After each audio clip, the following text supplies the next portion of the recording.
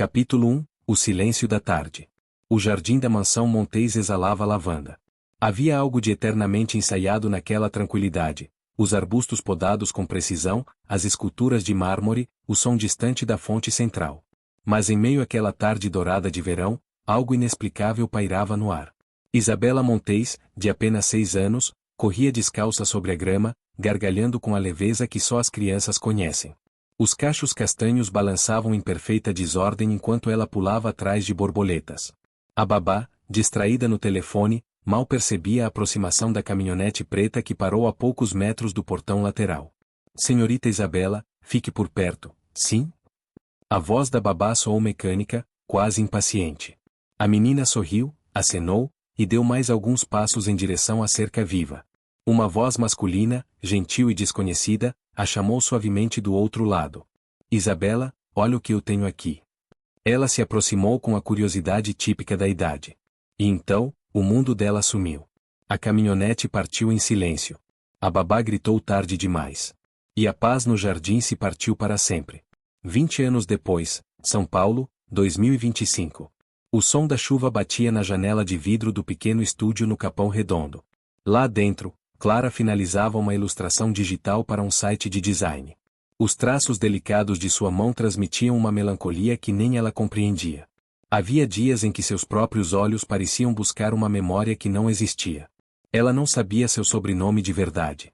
Fora deixada em uma clínica de interior com apenas uma pulseirinha de plástico, nome escrito à caneta, Clara. Foi criada por uma senhora de coração gigante, Dona Dete, que a encontrou num abrigo conveniado com a assistência social. Sempre disseram que Clara foi abandonada pela mãe. Ela nunca acreditou muito nisso. O que Clara não sabia é que, naquele mesmo instante, a família Montes ainda mantinha um quarto intocado há 20 anos, com brinquedos empoeirados e um nome bordado em uma almofada, Isabela. A Fundação Montes. A Fundação Montes de Desenvolvimento Infantil era uma das maiores do país, mantida pela fortuna do império de Henrique Montes, pai de Isabela, que nunca desistiu de procurar a filha. Ao lado da esposa, Helena, ele doava milhões anualmente para programas de apoio a crianças desaparecidas, sem jamais permitir que declarassem a filha como presumivelmente morta. A história da filha sumida era conhecida apenas em círculos restritos, o poder da família garantiu que a tragédia não se tornasse escândalo nacional. Mas a dor? Essa era permanente. Henrique e Helena Montes estavam prestes a anunciar uma nova campanha nacional para a proteção de menores em situação de rua. O evento, cercado de segurança e com cobertura da imprensa, estava marcado para aquela sexta-feira, no Teatro Municipal. E Clara estaria lá. O encontro do destino. Clara foi chamada para cobrir o evento como parte da equipe de design da agência terceirizada. Seu chefe a indicou pessoalmente. Você tem sensibilidade pro olhar humano. Eles querem algo artístico. Coisa fina. Vestida de preto simples e discreto, com o crachá da produção pendurado no pescoço, Clara andava com cautela entre cabos, bastidores e equipamentos. Quando os Montes subiram ao palco, ela os viu pela primeira vez. E algo dentro dela parou. Não sabia explicar. Aquela mulher, aqueles olhos. Uma sensação estranha, como se reconhecesse um perfume antigo, um som distante, um eco de algo que nunca viveu, e, ao mesmo tempo, parecia tão dela. Ela observava os dois, especialmente Helena. Um brilho contido, como quem carrega a saudade nos olhos. Então, aconteceu. Um dos refletores começou a chiar. O assistente de som gritou. A luz piscou. Alguém correu. Um estalido seco ecoou no salão. Uma explosão abafada, e o teto do palco começou a desabar. Henrique e Helena estavam exatamente embaixo. Sem pensar, Clara correu. Gritou, empurrou um segurança, invadiu o palco e agarrou Helena pelos braços. Conseguiu tirá-la por centímetros antes de uma viga desabar. Henrique, atordoado, foi puxado por um técnico. O caos se instalou. Clara, ofegante, com o rosto coberto de fuligem, segurava as mãos da mulher que ela não sabia ser sua mãe. E Helena, olhava para Clara com lágrimas nos olhos, como se tivesse acabado de ver um fantasma do passado. A investigação. O atentado foi abafado na mídia como falha técnica. Mas Henrique sabia, aquilo foi tentativa de assassinato. Poucas pessoas sabiam do novo projeto da fundação, e menos ainda da movimentação de capital que o acompanharia. Ele exigiu uma apuração própria. Ao revisar as câmeras de segurança, Henrique viu o rosto de Clara. Seus olhos congelaram. Havia algo impossível de ignorar naquele olhar. Mandou chamar um investigador particular. Ordenou um rastreamento. Enquanto isso, Helena, em casa, passava os dedos por uma antiga foto de Isabela, e dizia baixinho. A ela. Um DNA, uma verdade. A investigação avançou rápido. O histórico de Clara era um labirinto de silêncios. Nenhum registro formal antes dos 8 anos. Nenhuma certidão original. Apenas uma vida reconstruída a partir do nada. Com jeitinho, a fundação convidou Clara para uma entrevista de agradecimento. Ela, sem saber de nada, compareceu, educada e nervosa. Você se lembra de algo da sua infância, Clara? Perguntou Helena, com voz doce. Ela respondeu, só de flashes. Às vezes sonho com um jardim, borboletas, e uma mulher chorando. Henrique pediu um exame. O laboratório privado foi acionado. Amostras colhidas discretamente. Em menos de 48 horas, a confirmação. Clara era Isabela Montes. Capítulo 2, As faces do passado. O resultado do exame estava sobre a mesa de madeira maciça do escritório de Henrique Montes. O envelope lacrado parecia conter mais do que DNA. Parecia conter a esperança de 2 décadas. Helena permanecia em pé, os olhos fixos no papel fechado, como se temesse que abri-lo pudesse destruir o que ela começava a acreditar. Henrique quebrou o silêncio. Você quer abrir? Helena respirou fundo. Suas mãos tremiam. Ela assentiu. Com um gesto lento, rompeu o lacre e desdobrou o relatório. Os olhos passaram pelas linhas até encontrarem o que procuravam. Compatibilidade genética. 99,9987% com a amostra dos genitores. Conclusão, positivo para parentalidade. A respiração de Helena falhou. Ela caiu de joelhos e chorou como há 20 anos não chorava, não de desespero, mas de reencontro. Minha filha, é a nossa filha. Henrique a abraçou, mas seus olhos mantinham a firmeza de quem sabia. Se Clara era Isabela, alguém a tirou deles. E essa pessoa poderia ainda estar por perto. Enquanto isso, Clara caminhava pelas ruas de Pinheiros com a mente embaralhada. Depois do salvamento no evento da fundação, sua vida virou um caos. Jornalistas tentaram abordar a agência onde trabalhava, curiosos comentavam nas redes sociais, e um dos seguranças da Fundação Montes havia ligado com uma proposta confusa para ela tomar um café com a presidente, Helena Montes. Ela recusou. Mas algo dentro dela latejava. Desde aquele encontro com o casal Montes, algo dentro dela se movia como placas tectônicas. Começou a ter sonhos recorrentes. Em um deles, uma boneca de pano era arrastada por uma enxurrada. Em outro, ela via uma escada em espiral com espelhos quebrados nas paredes. Um deles refletia uma garotinha com o nome Isabela bordado no vestido. Clara não sabia o que era delírio e o que era memória. Até que, numa manhã nublada, recebeu um envelope à sua porta. Sem remetente. Dentro, havia apenas uma carta. Clara, sei que é muita coisa. Mas você precisa saber, você tem um nome de verdade. E merece ouvir sua história. Por favor, venha até a fundação amanhã às 10 horas. Helena Montes. Ela não sabia por quê, mas foi. O reencontro. A recepção da Fundação Montes era silenciosa, quase solene. Clara, vestida com simplicidade, entrou cabisbaixa, com os olhos explorando cada canto como quem atravessa um museu de vidas que não lhe pertencem. Helena estava à sua espera numa sala ampla, de paredes com quadros infantis e livros de histórias. Ao vê-la, Clara parou na porta. Obrigada por vir. Helena disse, com os olhos marejados. Clara hesitou. Eu não entendo por que estou aqui. Helena se aproximou, devagar, como se não quisesse assustá-la. Porque, você é minha filha. Isabela. O silêncio que se seguiu parecia rasgar o ar. Clara sentiu um zumbido nos ouvidos. Isso é algum tipo de brincadeira? Não. Você foi sequestrada. Há 20 anos. Nós nunca paramos de procurar. Helena mostrou a foto da pequena Isabela. O rosto era o dela. O cabelo, os olhos, tudo. Seu nome era Isabela Montes. Você sumiu num dia ensolarado no jardim de casa. Tinha 6 anos. Clara sentou-se. As mãos geladas, os olhos perdidos. Se isso é verdade, por que ninguém me achou antes? Henrique entrou na sala naquele momento. Sua presença era mais contida, mas firme. Porque alguém muito próximo de nós fez isso. E escondeu você do mundo. Agora precisamos entender quem e por quê. Fragmentos perdidos. Nos dias que se seguiram, Clara foi lentamente se familiarizando com a realidade. Ela era herdeira de uma fortuna, de um sobrenome, de uma história, e de uma ferida aberta. Helena mostrou a ela o antigo quarto, ainda preservado. As bonecas que ela não se lembrava.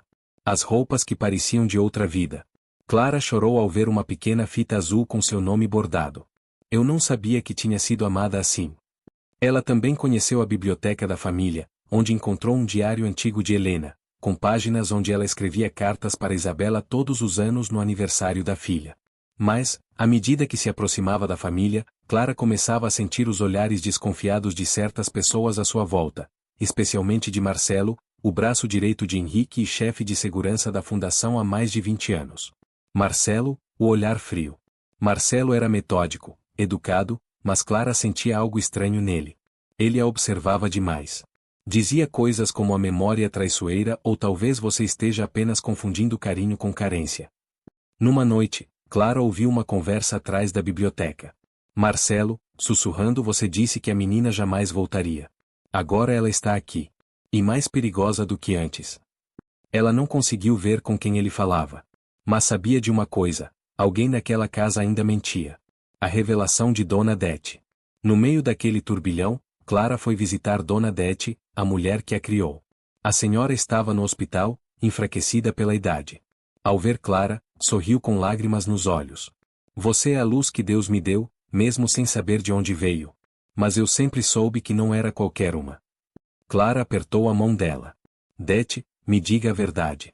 Como você me encontrou? A senhora engoliu em seco. Um homem deixou você na porta do abrigo, à noite.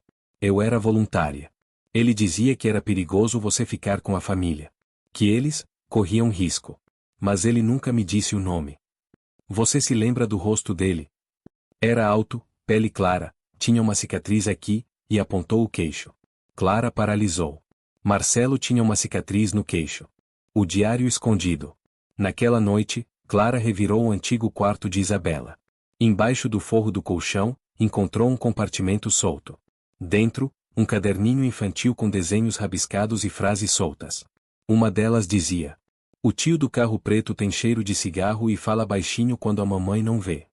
Outra: ele disse que vai me levar para passear, mas é segredo. O sangue de Clara gelou. As memórias estavam voltando, em fragmentos, como vidro quebrado. Mas cada pedaço apontava para uma única direção. Marcelo sabia. Marcelo estava envolvido. O confronto. Clara marcou um encontro com Henrique no escritório. Mostrou o caderno. Contou o que ouviu na biblioteca. Falou da cicatriz. Henrique ficou pálido. Marcelo era um dos seguranças naquele dia. Ele foi o único que não estava no circuito das câmeras, porque alegou ter ido ao banheiro. Helena entrou na sala nesse instante, chocada. Henrique pegou o telefone. Segurança. Quero Marcelo detido imediatamente. Ninguém entra ou sai da fundação. Mas era tarde. Marcelo já havia desaparecido. Capítulo final, a última verdade. Uma luz na escuridão. A mansão Montes estava em silêncio absoluto. Desde o desaparecimento de Marcelo, a família reforçara a segurança, desligara a imprensa e limitara todas as atividades da fundação. Henrique mantinha reuniões diárias com investigadores privados, enquanto Helena tentava recuperar o tempo perdido com Clara, ou melhor, Isabela. Mas Clara não conseguia relaxar.